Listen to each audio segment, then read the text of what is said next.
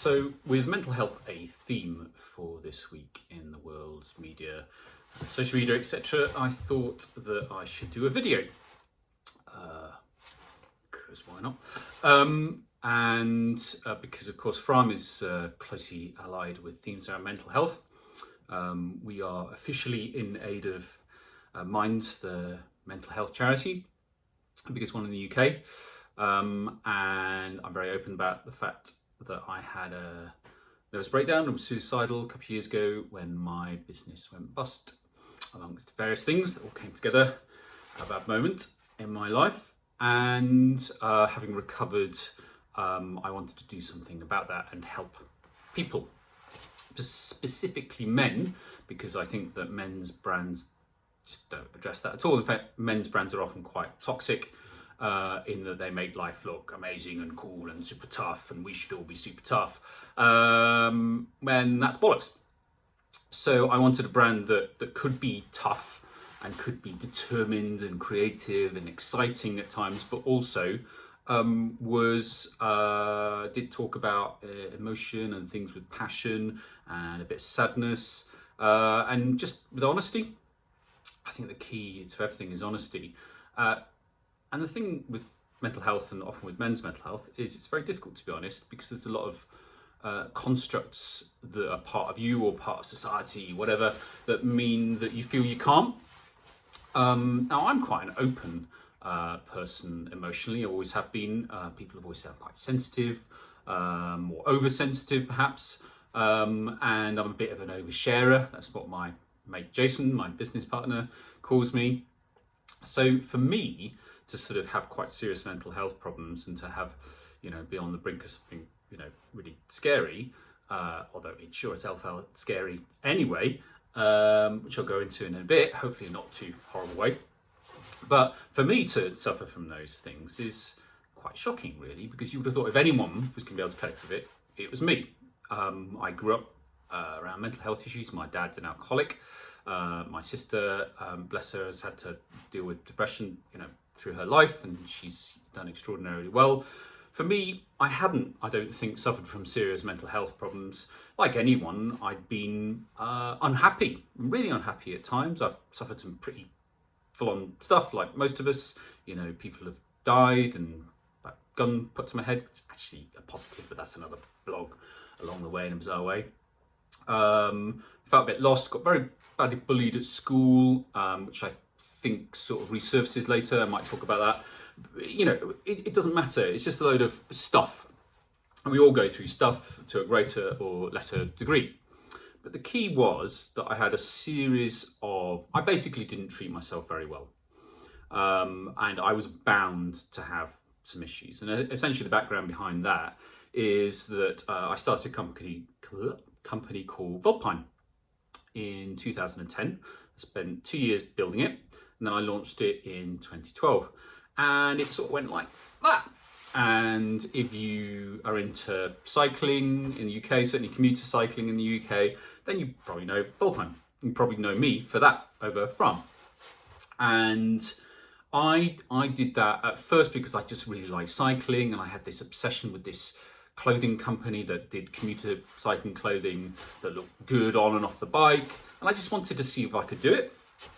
And then what happened was this sort of overarching ambition sort of took over. And as I spoke to certain people, I got the impression that the way to do that was to raise investment and to build a very big company. And I got caught up in that. And it became my ambition to create one of the world's biggest brands. It's a bit full on. And I basically wanted to be the next RAFA. If you don't know RAFA, they're a big, very valuable, one of the cool new brands in cycling. And I wanted to be that for commuter cycling. I got wrapped up in that, that whole sort of what I call the London thing of constantly raising investment, growing very, very fast. And one of the byproducts of raising investment, growing very fast, is an enormous amount of pressure, which I brought on myself. And you're growing very, very fast. You make a lot of mistakes. You have to justify those mistakes. You have a lot of successes.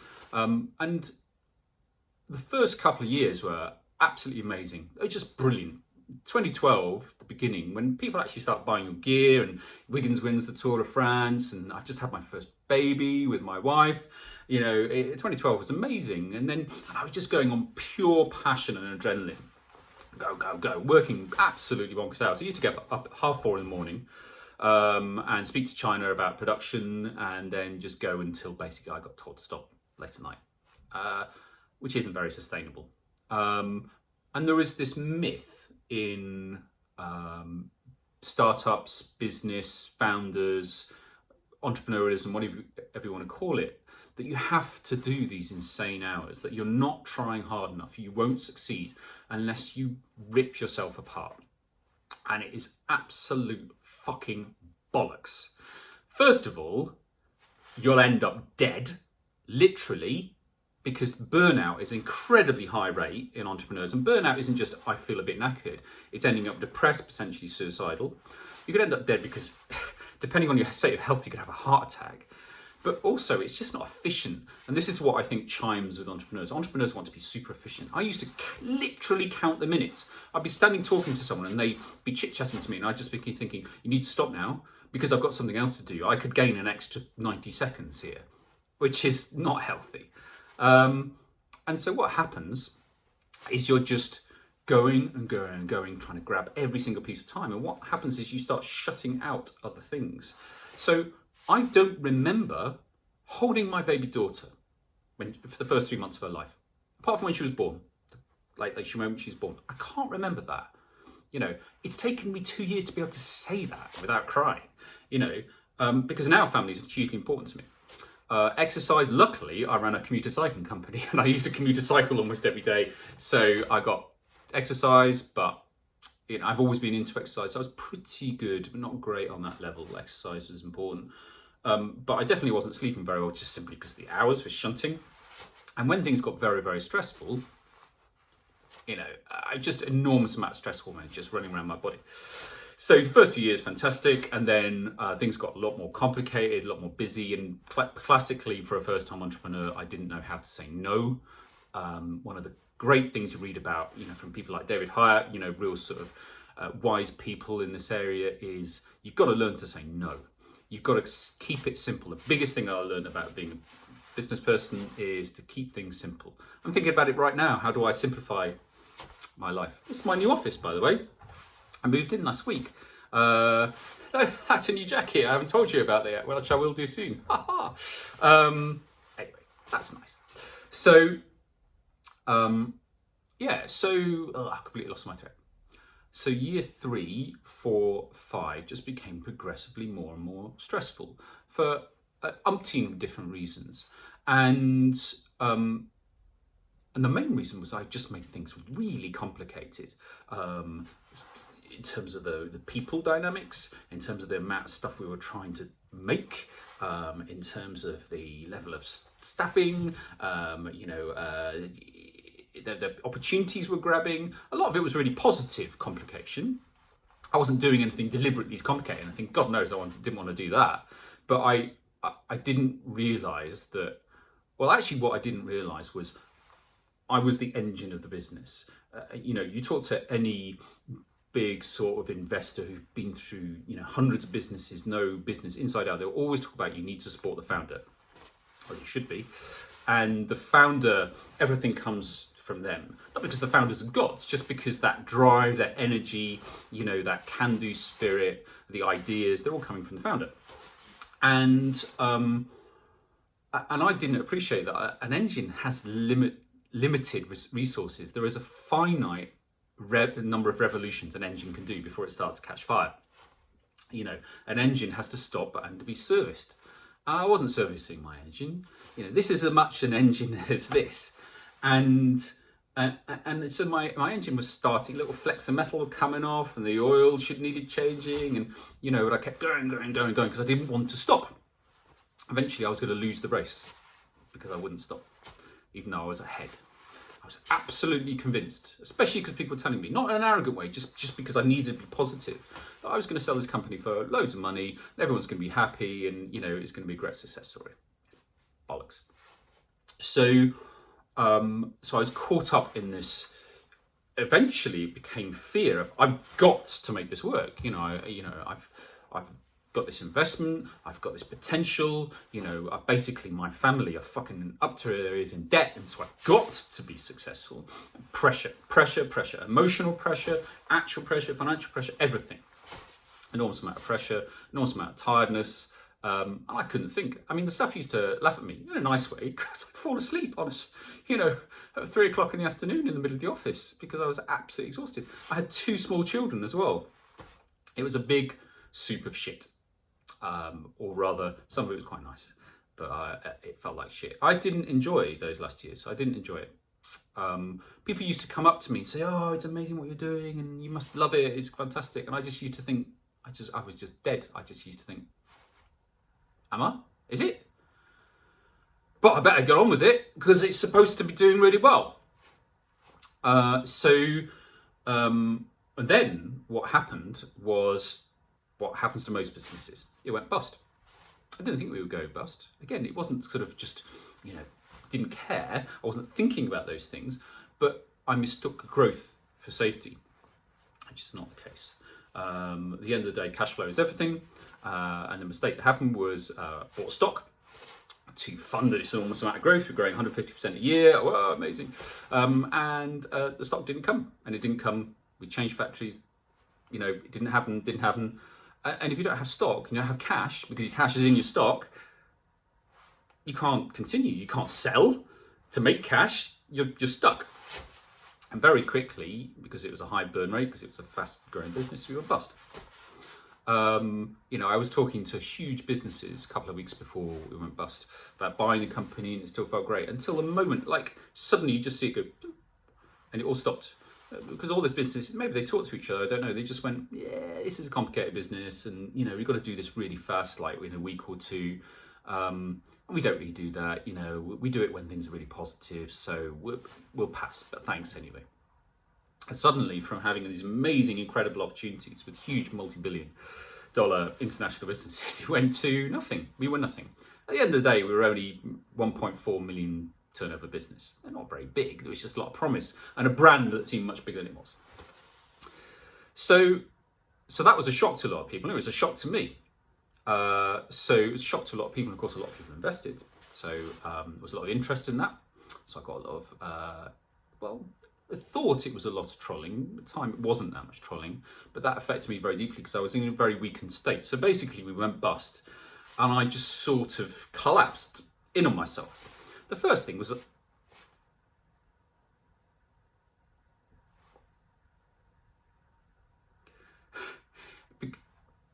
see how hard it is for me to say this. I'd failed, and I'd let people down. I felt like this is incredibly important to me, to be the good guy. You have these pillars in your sort of the part of your personality. I've talked about this before, and I think it's you set out your stall. I say, I am a caring, loving person, even to people I don't know. I am monogamous. I am a family man. I do the right thing. I try my best. I try as hard as I possibly can. Dangerous. I don't give up. So suddenly, I have given up, or I've been forced to give up. I've failed. I did try. Thankfully, I had tried as hard as I can. I always hold on to that. I couldn't have tried any harder. Couldn't have tried any better, which helped in the end.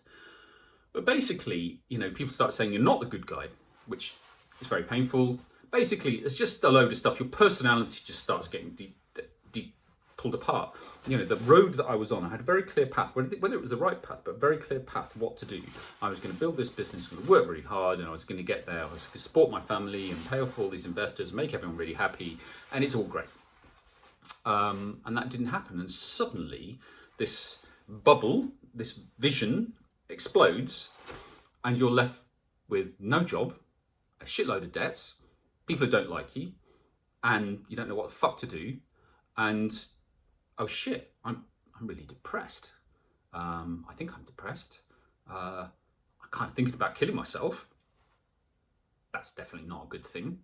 And the key here, because it's taken me a long time to be able to talk about the fact that I was suicidal in matter-of-fact ways, because I didn't want my family or friends to know, because I didn't want to upset them. And I probably didn't want to talk about it myself. It's an incredibly painful thing. for somebody who thought they were very positive. But I couldn't help it. I'd broken my engine.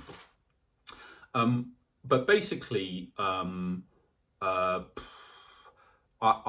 classic is I contemplated suicide.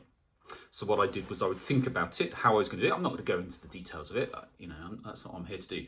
But I was thinking about that quite a lot. I was starting to obsess about it. Basically, because where I was so painful, I didn't want to be there. And I also hated myself. Like, I really fundamentally hated myself. And I thought that other people hated me too, and therefore I didn't deserve to be here. It's quite a classic, I believe, way to think. Which of course was ridiculous. And the thing that held me back, that stopped me, was I was sufficiently surrounded by love and people I loved for that to just become a shunt that stopped me. I never planned suicide, and I never got to the point where I nearly killed myself. Anything like that. It just ran around my head. I knew I was going to do it. All this stuff. Really horrible, self-destructive way as well. I obviously clearly had major issues with myself. And so I sort of hid that for the first month, and I was also trying really hard to make sure that the staff retain their jobs, because fucking hell, the worst thing I've ever had to do, I've had a gun put to my head, all kinds of stuff. The worst thing I've ever had to do is tell my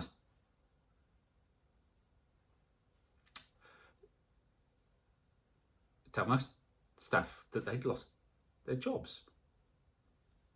Because I was supposed to be the father figure. I was supposed to help them. Whew, I'd be open about your emotions. So, I was a total robot when I did that. Anyway, I don't want to go on. So I was trying my best to help them, I just wanted to sell the business. At this point, I had no interest in the business. I'd lost everything. I was the biggest investor in Vulpine. I invested huge years, all those years, and, not earned a wage most of that. And, that's my tough shit. That was my choice. And I'd gone in too deep. So as a family, we were in shit. And I was too ill really to worry about that at the time. And I sort of thought I might get job offers and stuff, and I did in the end. But none of that mattered, because I had fucking so ill I couldn't do anything anyway. But I tried my best for the first month, and that actually trying to keep the business going and to help it on its way even without me kept me going. I felt like I've got to do my best still, but what I was actually doing was just pile driving myself even worse. I was working 9 to 5 basically, and the administrator said, you don't need to do this. We just do everything. And I just said, I've got to do this. I've got to do this. I've got to come away with this. Otherwise I'll have to live with it for the rest of my life. And they said, well, you've done your best to go away. I'm like, no. Anyway, whatever. So I was clearly, these are the things that I was obsessing about. And the reason I'm talking about these things specifically is because I think other business people will recognize it. Most businesses go bust. I never thought about that properly. I knew it, but I didn't think about it properly. It's really important. Are you prepared for that to happen? There may be something around the corner tomorrow that will get you. It's a horrible way to live. You can't live wondering, whether you're going to go down the Swanee at any point. But you've also got to prepare your life for it. I overcommitted. I really fucked my family up in the dynamic because of that. Anyway, so then I did kind of fully collapse June 2017, and I sort of waved the white flag, and I went to see a counsellor. Actually, I needed to speak to a stranger. I didn't feel like I could speak to my wife because my poor wife was suffering as well. She'd lost her job. We were massively in the shit, practically speaking, and she could tell that I was, in a really bad way. I didn't want to burden her. Classic as well. Didn't want to burden anyone. But I did get great advice from a friend in Somerset who suffered from mental health issues. And he just said, mate, you need to admit that you are mentally ill. And you need to go and find some help. You start talking. You need to sort your shit out. I like being told what to do sometimes. So that was a good way to do it. And I went to a counsellor, talked to them, cried a lot. I didn't really sort of tweak with the counsellor. It didn't matter. I just blurted it out.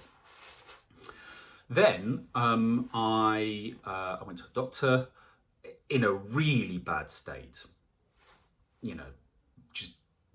Clearly, if you'd seen me in the street, you would have crossed the street. unfortunately, I was in a very serious mess at that stage, and I just thought I've got to go see the doctor. And what I should be doing is getting medication and some help, but I don't want to because I was terrified of medication. I did. I got the medication and I looked at it for days. Life was so painful at that stage that eventually I just said to Emma Lou, my wife, and she was saying to me, "You just got to take it. You've got to take it. You've got to take it."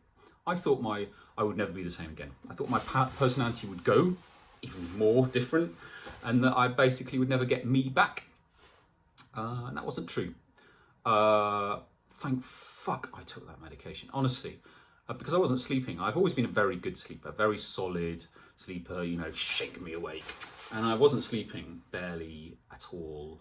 I was hyper anxious. Actually, more than anything, I was just in a massive state of anxiety. I'd been running on adrenaline and fight or flight hormones for weeks, months, probably years in a way. Totally burnt out. I was just literally like this. So I slept really well. My anxiety, it was a bit like being stoned. Yeah, I might as well describe it because people aren't honest about medication. But people don't talk about a lot of stuff. Failure, men's mental health, medication, all this stuff. And of course, all this is personal. It's all different for someone else. Different medication, different advice, different circumstances, worse, better. It doesn't matter. There's no judgment about whether you deserve to be mentally ill or not compared to someone else. That's a load of bollocks. Forget about that. It's about your experience. That's what's important. But I'm just telling you that in my case, I was really glad I took medication. That was the right thing to do. I woke up kind of stoned, a bit sort of just like, ooh, music sounds really good. And I tuned out all the shit that was just constantly shouting at me in my head. You're a bad person. Those are bad people. Why did they do that? Why did you do that? You stupid fucker. All this stuff. And I handed off the company to the people who bought the remains of it, which is really fucking painful, but at least I was stoned enough to do it, as it were. And then after a few days, those side effects wear off and I felt pretty normal. Not normal, but okay, I'm all right. I can do this. That was a very big change from really scared, really fucking scared. And then slowly but surely I improved. So let's talk about the positive stuff. So how did I improve? I think the biggest thing out of all this is the fact you can improve. Like, I remember very, very specifically when you don't really know what the hell is going on, you can't make rational decisions. In that period I've just been talking about, I never thought I'd get better. It's one of the reasons I felt suicidal, because it was so painful, I couldn't bear it. And, this still comes as news to my wife. She still learns stuff about this because I didn't share it with her. You've got to share that. So the first thing was that I basically yanked the chain. My friend basically told me to yank the chain and just go, I'm ill, I've got to stop trying not to be ill. That doesn't mean I give up in a sort of an analogy, sort of giving up, fucking topping yourself. I mean, giving up as in giving up trying not to be ill and going, you know what, I have to admit that this is a health problem. My engine's broken. I need to fix it. It's an enormous relief just to make that decision, because it's just such an enormous amount of energy to try and stop it. And then I talked. I just got some stuff out, and I realised a lot of stuff about myself and about what was going on just from talking to a stranger. For me, that helped. I found it too intense to talk to someone I knew really well. And then I got medication. That was my thing, and that worked really well. And then for me, I just started doing the obvious stuff. What I did was I did the stuff that I felt I needed to do because I wanted to find joy in my life. Where do I find joy? For me, I get joy in creativity. So I watched my favourite movies. I bawled my eyes out to Jerry Maguire and watched Scorsese films, less emotive, but just fun. And Star Wars and, fancy French stuff and, whatever. And I cried a lot. That's okay. felt better for crying. I think crying is important. Crying is good. Doesn't what it signifies isn't good a lot of the time, but the process and what it gives you is good. I think it makes you feel better. I needed to get over it. I needed to compute it. It took me a long time to compute everything. I was still computing stuff that happened years ago. I hadn't even realised or really fully understood I'd achieved, or the things that had gone wrong, or the stupid mistakes I made, or the amazing things I got right. You know, all that stuff was, but I was so busy and I was so tired. I was just running all the time. So I had all this stuff to compute. I hadn't really computed that I was a father. That's fucking offensive, really, to me. So, it's a Hercules aircraft flying about 50 yards above the office. Hey, those guys. So, yes, it's the real world. It's my office at Glove Factory. Come and visit me. It's nice. I won't talk about this all the time. Or at all, if you like. So, that's a really good point, actually. I get approached a lot by men I don't know, asking, they want to talk about their mental health and how they're feeling. And they clearly, I think most of the time, they're asking for permission to feel depressed. And to what they don't know what to do, and that really shocks me. I'm very glad to be able to help. I'm no expert. I think they just see somebody else who may be suffering the way, or have suffered the way they have. And they just want to speak to somebody who's going to tell them they're not an idiot. And then I think it's amazing, like quite arty blokes a lot of the time, and you're like, you should be fairly in touch with your emotions, but they can't admit there is still this huge stigma, I think, across society, and particularly with middle-aged men, which I am, about, like, you're admitting failure. It's fucking stupid. Think of it as an engine. You can't run the engine. If you ran 50 miles right now, you'd be fucked. If you went and did 96 hours of work straight with someone screaming in your ear, you'd be fucked. So if your mental health breaks, don't feel ashamed about it. But I'm very flattered to be approached and asked for help. I just really, really specifically say, I'm not trained mental health professional. You know, I can just relate to you as another human being.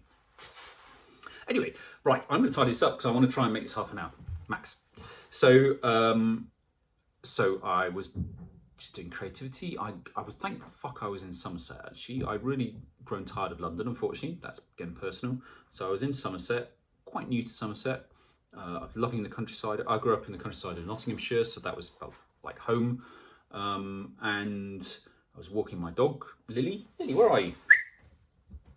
And come here. Come on. Hey, don't run away. There we go. So this little lady was a help. Yeah. Find an animal, or a person, or a thing that you can cuddle. So I was walking, countryside, cycling, of course, a huge thing. Exercise, people say it. So my advantage is that I love exercise. I always loved exercise, always loved cycling, going to the gym, swimming. I actually enjoy going to the gym. And so for me, exercise was a pleasure anyway. I missed it if I didn't do it anyway. So doing it now, to be given permission to myself to go and exercise as much as possible, was amazing. I mean, one of the first things I did was, because you can function when you're depressed, or even suicidal, you can function okay. It's not like you're in a ball, like rolled up under the duvet the entire time. For some people, you are. Not for me. I could pretend very well, and part of the pretending was very painful. But I bike packed around southwest England on my own. I just said to Emily, I just need space to compute. I'm just going to go off. I'm going to ride off. I'm not even going to tell you what I'm doing. I'm just going to go. I needed that privacy. My life had been so public for years, and which isn't necessarily a good thing. So I thought a lot more about social media. Separate subject. Anyway, so yeah, I spent a lot of time with my family, with my kids. So this is really important. I had not spent time with my kids, and suddenly I was the house husband, and that was great.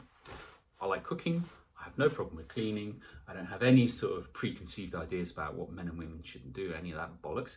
You know, it was great. I was at home, you know, I felt a bit sad a lot of the time, but, you know, I was with my kids, I could help them, I could learn that, you know, how to look after them. So I really started empathising my wife and everything she'd had to do to an extent. I could never empathise with giving birth and looking after the kids when they're really small, but suddenly I understood how hard that was.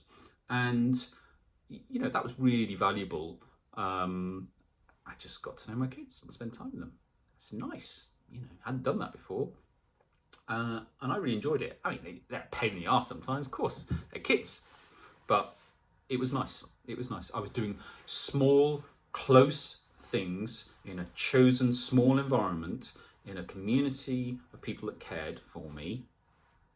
I didn't really know many people at that stage, but we're talking about my family, basically. And all the bollocks outside. I turned off all my social media. I knew it wasn't good for me. It isn't really. And my life was just my home and the close environment around it, where I cycled. And that was very good. And then the next stage is like gradually that's improved. And I knew I was still ill because I was very quiet. I'm a bit of a talker. Me?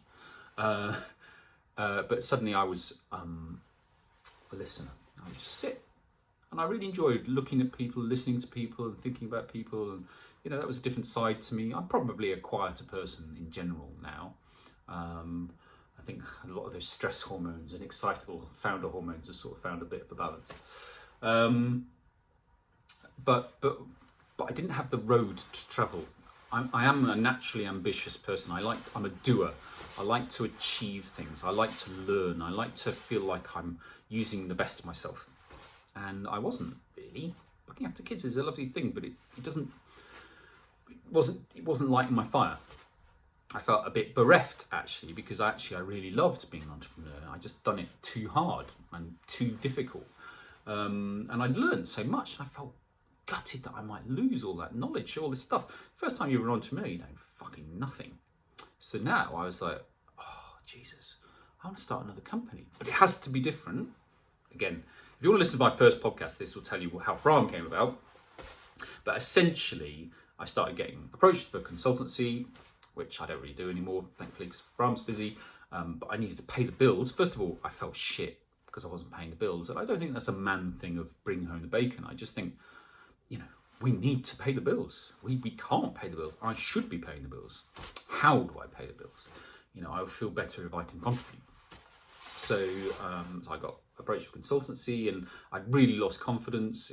That's a classic as well, I believe. Is, you know, I really confidence had just rock bottom, and that slowly came, or actually quite quickly came back when I got approached to help someone who was in a similar situation.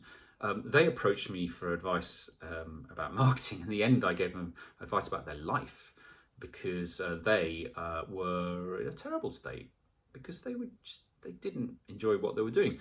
It's a remarkably common experience, what I'm talking about, for people who start businesses, to feel lonely and adrift and exhausted and stressed out, etc.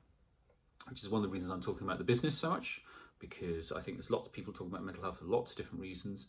And hey, look, business people aren't people who deserve loads of sympathy, but anyone who suffers from mental health issues and is in pain deserves sympathy and help. It's a universal, or hopefully not too universal, human experience. Anyway, so consultancy, FRAHM jacket, that gave me an enormous boost. And then the final boost, the point at which I felt like I'd recovered. I'm sure there isn't a door that you go through and it's just shut and you're sorted. I get sad like anyone now. You know, there are things going on in my life right now. I'm stressed out, you know, because of some family stuff, and I'm fucking knackered because I've just gone through a load of bringing in stock and moving office and doing events. But I'm not depressed. I'm just tired. And that's a pretty good place to be in, really. I'm very self-aware now. I'm very aware of what to do if I'm not great, which is I basically go to the gym or ride a bike or watch a film or something. And Oh yeah, I was just saying the point at which I felt like I recovered was when I launched FRAHM. And people started pre-ordering the stuff, even though they didn't know what the jacket was. They never even, they didn't even have a name, I don't think, and no pictures, and they just started pre-ordering. I thought, wow, I'm all right. Maybe I did some good stuff. Maybe I'm not a worthless piece of shit. And, you know, then I could draw a line and go, okay, so now it's positivity and now I can crack on. In a way, I'm glad of my breakdown, an aspect of psychosis, my, you know, suicidal thoughts, because it gave me context. It gave me context. A lot of my life before that was a load of bollocks. All these things around me that I picked up before I started Vulpine, when I worked in, you know, film, and my wife, we were earning really well, just gathered loads of shit. We lived in London, incredibly stressful place to live if if you're not suited to it, which in the end we weren't, mainly because we had kids and we didn't have any money. You know, construct your life out about around the things that matter. And at the end of the day, your business could go bust at any time. Are you prepared for that? What else is in your life? You know, who do you have? People who love and care for you. You know, that's not always easy. A lot of us struggle with that, and that's another source of depression, etc. But you know, have you got other things in your life apart from your business? Don't construct your business purely around your business. You know, because it doesn't do your business any favors anyway. If you're too exhausted and too stressed and lonely or whatever to actually make good decisions and to have ideas, you're going to go bust anyway. So do a proper working week. You know, have time off, go on holidays. I never went on a holiday. I did go abroad with my wife and my little boy, Miller, before Lyra came along, but I always had my laptop and I always worked all day. It's not a holiday. You know, it's pretty stupid. I thought I was being the big man, you know, and I wasn't really. I was being a bit of a twonk, and I wasn't doing myself or anyone else any favours. So, hopefully some helpful honesty there. Rather than approach me for help, if you need help, I'm not good at this stuff. Go to Mind or the Samaritans. Contact a counsellor. If you Google something, you find a counsellor dead easily. You know what? It doesn't even matter if you're not sure which counsellor to approach. It's quite hard to find recommendations of counsellors, to be fair. You know, just turn up. Just get the ball rolling. One foot in front of the other. You think that you can't get better. All you need to do is do little bits, little bits. Don't put a timetable on it. You know, for me, I'm not even going to tell you how long. You know, for some people, it's a couple of weeks, maybe. For some people, it might be years. It doesn't matter. It matters to you when you're in it, but you know, you don't judge yourself against other people. You know, it's your experience of it. And best of luck. And if you're not mentally ill, if you're not depressed, look after yourself. Like properly look after yourself, and make sure your life is constructed around your what's the word? Contentedness, not happiness. You can't be happy all the time. And make sure you're doing the right things. And be honest with yourself and with other people. Anyway. I think I'm just straying off into I can't finish this video, COD psychology, aren't I wise? Probably not, sort of bollocks. Oh, look, I sell some jackets. But doesn't matter, you know, mental health is the main thing. And that's why, you know, I wanted FRAHM to be attached to a mental health theme. Because, you know, if I'm going to start a business, I want to start a business about something that matters. Making great jackets matters to me because I love jackets. It doesn't matter to the world. It's not going to change anything, you know. They're just nice jackets. But if I can have a men's brand that helps men recover or not get ill or find someone or something that they can identify with to help them get better, then that's an amazing thing, I think. All right, take care. I'll probably not do mental health next time. It's quite exhausting. Bye.